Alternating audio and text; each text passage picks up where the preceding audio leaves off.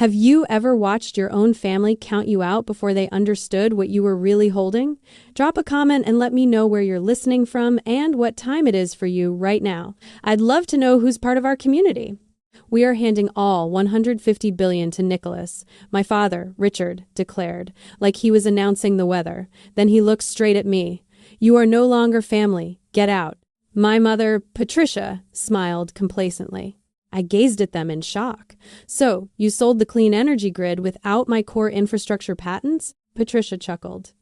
We sold our business. Across the table, Gregory, the corporate buyer, stood up. Actually, I did not cry. I did not ask why they were doing this to me. I simply stared back at them, analyzing the situation with the cold precision of an auditor reviewing a bankrupt ledger. Anger was not loud this time. It was clinical. I rubbed my eyes, trying to summon a shred of familial regret, but there was only clarity. This was not a family breakdown. It was a balance sheet, and I had been the silent investor funding their delusions of grandeur for far too long. To understand how my family miscalculated so catastrophically, you have to understand the architecture of our Denver-based clean energy conglomerate. We were not just building solar panels.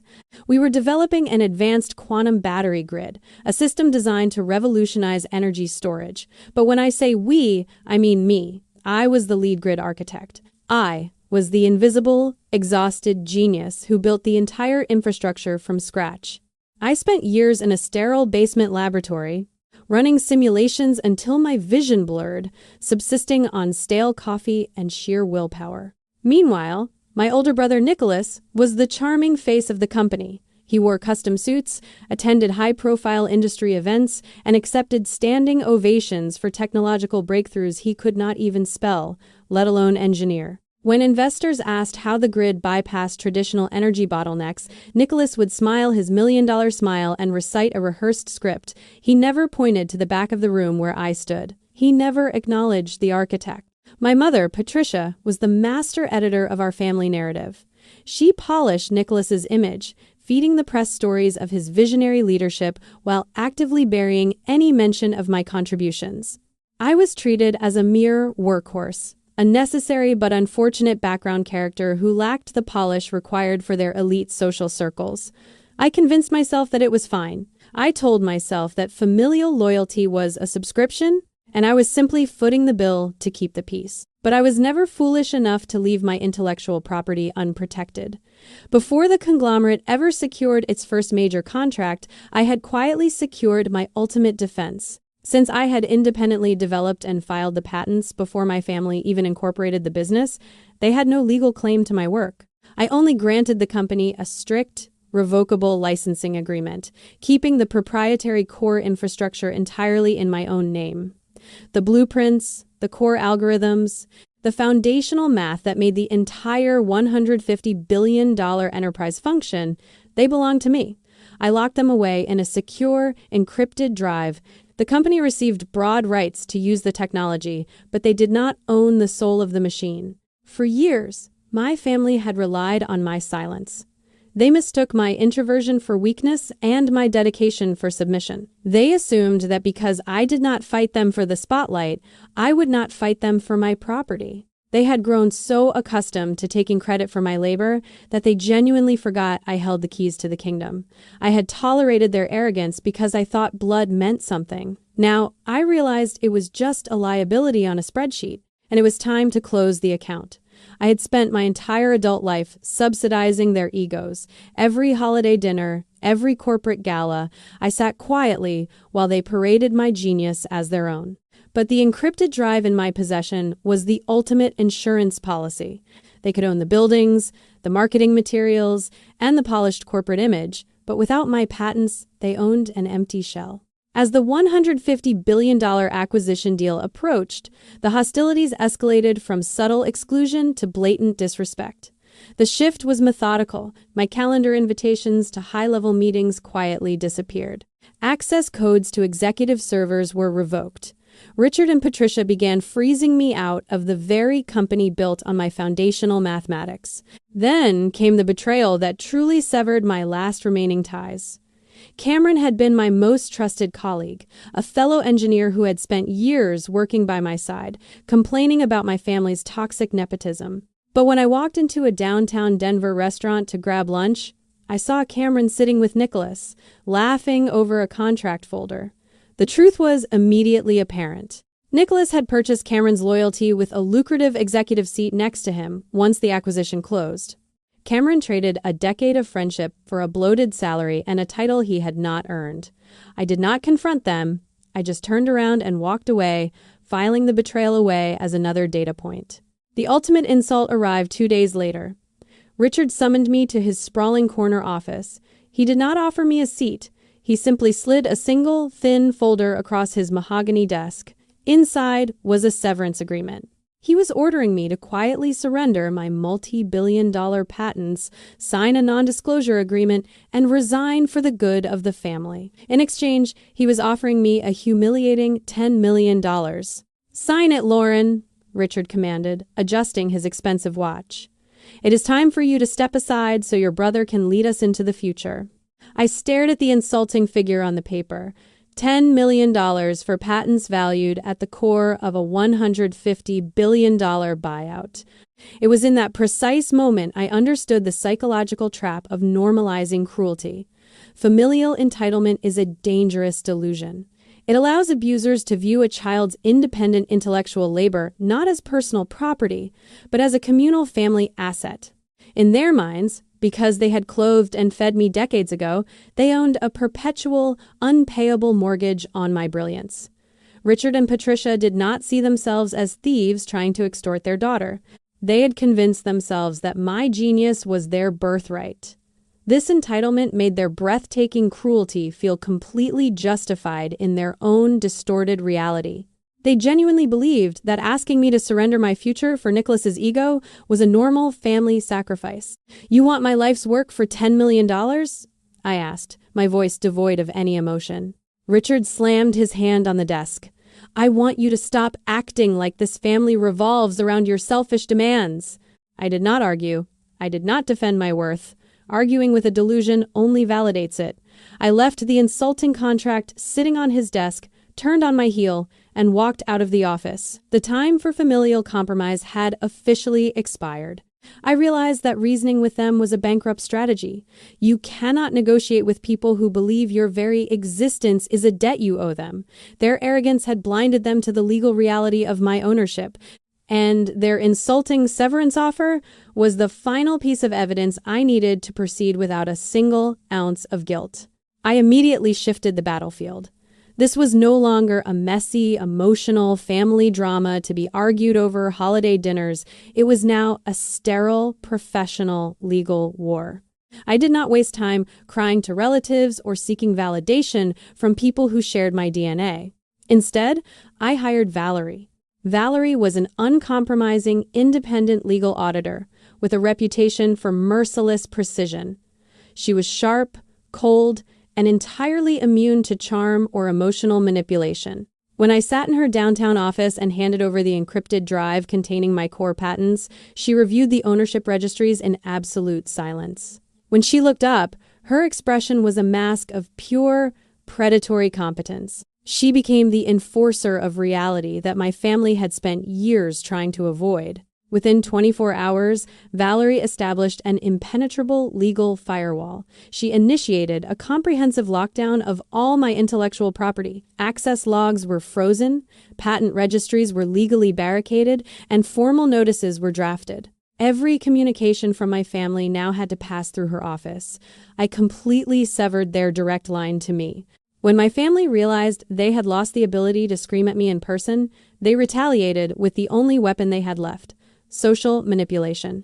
Patricia launched a toxic whisper campaign that spread through the corporate offices like a virus. She began pulling executives aside, her eyes wide with manufactured maternal concern. Lauren is just so overwhelmed right now, Patricia would whisper in the break rooms. She has always been a bit unstable, and the pressure of this acquisition is causing her to crack. We are just praying she gets the mental help she needs. It was a textbook gaslighting maneuver designed to discredit my competence and frame my legal boundaries as a psychiatric breakdown. Suddenly, colleagues who had relied on my technical expertise for years started looking at me with careful, pitying smiles. They spoke to me in slow, measured tones, as if I might shatter if they used the wrong inflection. I ignored the noise. I did not run to the Human Resources Department to complain, and I did not attempt to defend my sanity to the gossips. I simply enforced my boundaries with absolute legal silence. I continued my work, documented every restricted access attempt, and let Valerie handle the aggressive legal posturing. My father tried to bypass Valerie, bombarding my inbox with demands that I stop this ridiculous corporate tantrum.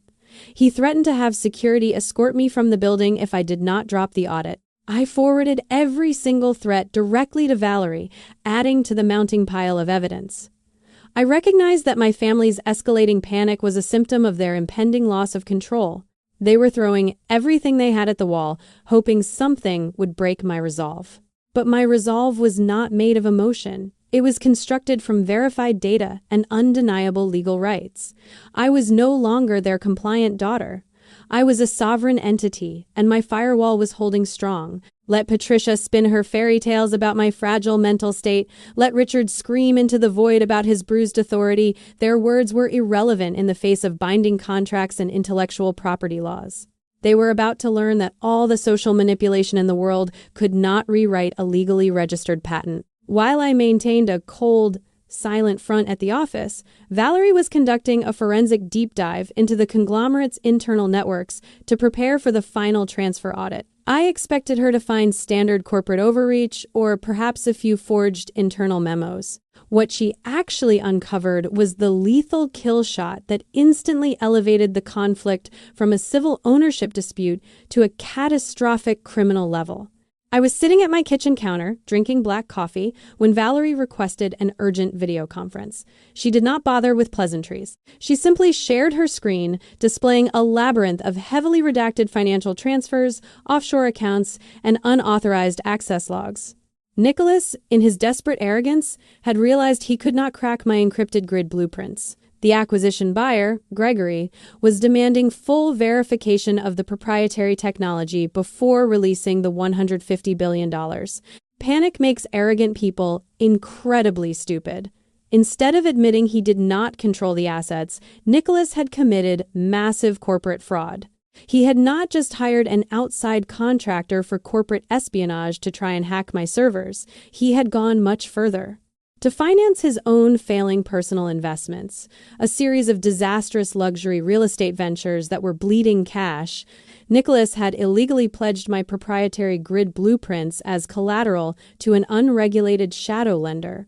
He had falsified ownership documents, forged my digital signature, and leveraged technology he did not own to secure a massive, high-interest personal bailout. Blinded by his flashy executive title, these unregulated lenders bypassed standard due diligence. They didn't care about verifying the tech.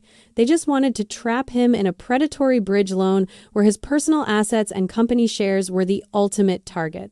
He has infected the entire corporate structure with toxic debt, Valerie explained, her voice devoid of inflection but heavy with implication.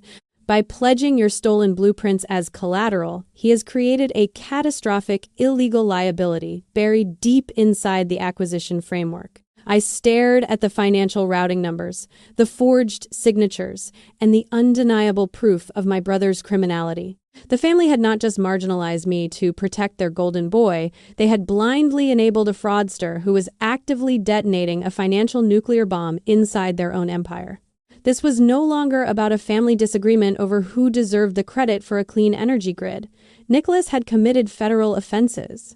My parents had empowered him, covered for him, and tried to extort me for $10 million to retroactively legitimize his theft. Any lingering microscopic trace of guilt I might have harbored for auditing my own family vanished instantly. They had removed every possible path to their own redemption. I instructed Valerie to compile every single piece of evidence into a certified, undeniable dossier. We tracked every unauthorized login, traced every illegal wire transfer, and verified the forged collateral pledges. I did not feel sorrow for my brother's impending destruction. I felt the clinical satisfaction of an equation finally balancing perfectly. They had treated my life's work as their personal playground, assuming I would always be there to clean up their messes and absorb their liabilities. They were catastrophically mistaken. I was not going to absorb this. I was going to hand it directly to the buyers. Let Nicholas face the severe consequences of his own boundless greed. Let Richard and Patricia realize that their blind devotion to their golden son had engineered their total financial ruin. I closed my laptop and packed the dossier into my briefcase. The final transfer audit was scheduled for the next morning, and I was bringing the exact documentation required to burn their hollow empire to the ground. The climax arrived the following morning in the conglomerate's glass-walled boardroom. The air was thick with manufactured confidence. Richard sat at the head of the table, radiating arrogant impatience, trying to force the $150 billion deal to an immediate close. Nicholas sat beside him in a bespoke charcoal suit, projecting the relaxed charm of a man who believed he was untouchable. Patricia observed from the corner, her smile tight and victorious. Gregory, the corporate buyer, sat opposite them with his team of attorneys, pens poised to finalize the acquisition. Since HR hadn't physically revoked my building access card yet, Valerie and I bypassed security and entered the room without an invitation. Richard stood up immediately, his face flushing with rage. "You are not welcome here, Lauren," he hissed, attempting to maintain control. "Security will escort you out." I did not even look at him. Valerie placed the thick, certified dossier directly in front of Gregory. "This transaction cannot proceed," Valerie announced, her voice slicing through the room like a scalpel. "The closing conditions are fraudulent." Gregory frowned, opening the folder. As he read the first page, the blood drained from his face. Valerie and I laid out the undeniable legal evidence. We proved that I held the sole patents for the quantum battery grid, meaning the conglomerate was attempting to sell an asset they did not legally own. Then, I delivered the final, devastating blow. I presented the detailed financial logs proving Nicholas's massive corporate fraud. I exposed the illegal shadow loans, the forged signatures, and the catastrophic liability he had infected the acquisition with. "You are attempting to purchase a criminal liability," I told Gregory coldly. Gregory dropped the papers, staring at Nicholas with absolute disgust. The room descended into a suffocating silence. Richard turned to his golden son, his face pale with sudden, horrifying realization.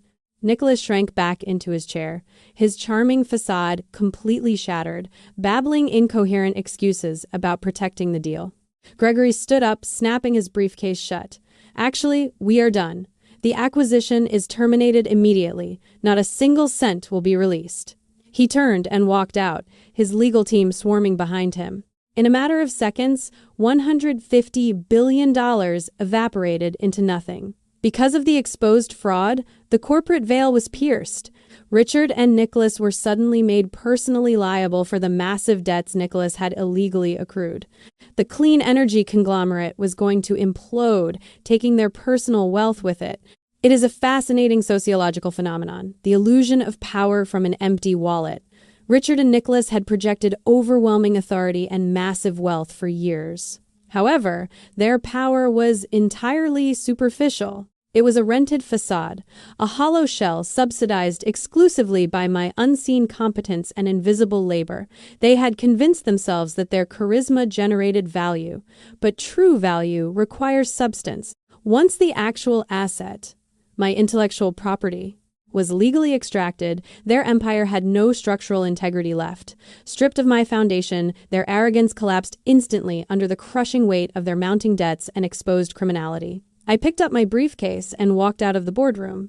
Behind me, the screams of realization began to echo through the glass walls as their hollow empire finally fell apart. The fallout was absolute and merciless. The conglomerate was dismantled piece by piece, liquidated to satisfy the shadow lenders and legal penalties. Richard and Nicholas were stripped of their assets, facing mounting criminal investigations for corporate fraud. Patricia lost her ability to manipulate the social narrative. Public court records and leaked access logs exposed the ugly truth of their entitlement. They were ruined, both financially and socially. I did not stay to watch them burn. I took my proprietary quantum battery patents and built a new, transparent clean energy firm from the ground up. In my company, every single grid architect and inventor explicitly owned their intellectual property. There were no stolen credits, no whispered gaslighting, and absolutely no nepotism. We built a culture of cold, brilliant integrity. Months later, as the stress of his shattered reality took its toll, Richard's health began to fail. Patricia, stripped of her wealthy facade and desperate for cash, sent me a long, weeping email begging for financial salvation. She pleaded with me to remember that we were family, demanding a blank check to cover their mounting medical and legal debts. I established an absolute, impenetrable boundary. I did not send them cash. I did not invite them to my home, nor did I reopen the door for emotional manipulation. I simply instructed Valerie to verify the hospital invoices and pay only the essential medical bills directly to the healthcare providers. They received no access to me, no surplus funds, and no forgiveness. The transaction was purely clinical. Walking away from the people who raised you requires a fundamental rewiring of everything society teaches us about family. There is a profound kernel of truth in relinquishing toxic bloodlines to find oneself. Audiences and society at large often demand that we forgive our abusers simply because we share DNA. But I learned that true loyalty is not an automatic birthright granted by genetics.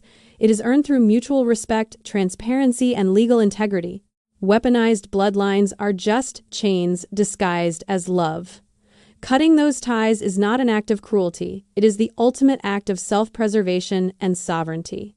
They did not own my future, and refusing to fund my own abuse was the healthiest decision I ever made.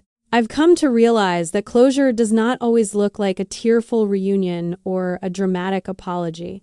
Sometimes, closure is simply the quiet hum of your own servers in a building you own, surrounded by people who respect your mind.